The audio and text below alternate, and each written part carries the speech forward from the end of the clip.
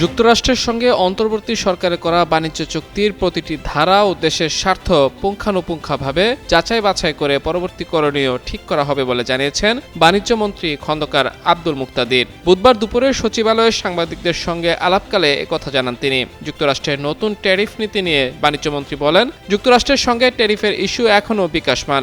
এ বিষয়ে কোনো লিখিত নথি সরকারের হাতে পৌঁছায়নি। বিসওয়াক্স আর ভিটামিন ই সমৃদ্ধ স্কোয়ারের ময়শ্চারাইজিং মেরিল লিপ কেয়ার। এবার হাসুন প্রাণ খুলে। তিনি আরও জানান, আগে নির্দিষ্ট দেশ ভেদে 19% পর্যন্ত রেসিপ্রোকাল ট্যারিফ ছিল। এখন 15% যে ট্যারিফের কথা বলা হচ্ছে তা সবার জন্য অভিন্ন।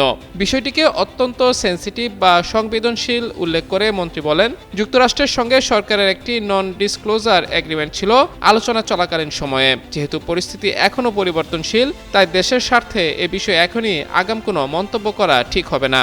দেশের বর্তমান বাজার পরিস্থিতি স্থিতিশীল রয়েছে দাবি করে মন্ত্রী বলেন, বাণিজ্য মন্ত্রণালয় বিদেশ থেকে যে পণ্যগুলো এনে বাজারে যোগান দেয় সেগুলোর দাম নিয়ন্ত্রণে আছে। তবে কিছু অসাধু বিক্রেতা পরিস্থিতির সুযোগ নেয়ার চেষ্টা করছে। এ সময় চাঁদাবাজি বন্ধে শুধু মুখের আশ্বাস নয়, বরং কাজের মাধ্যমে তা করে দেখানোর প্রতিশ্রুতি দেন বাণিজ্যমন্ত্রী।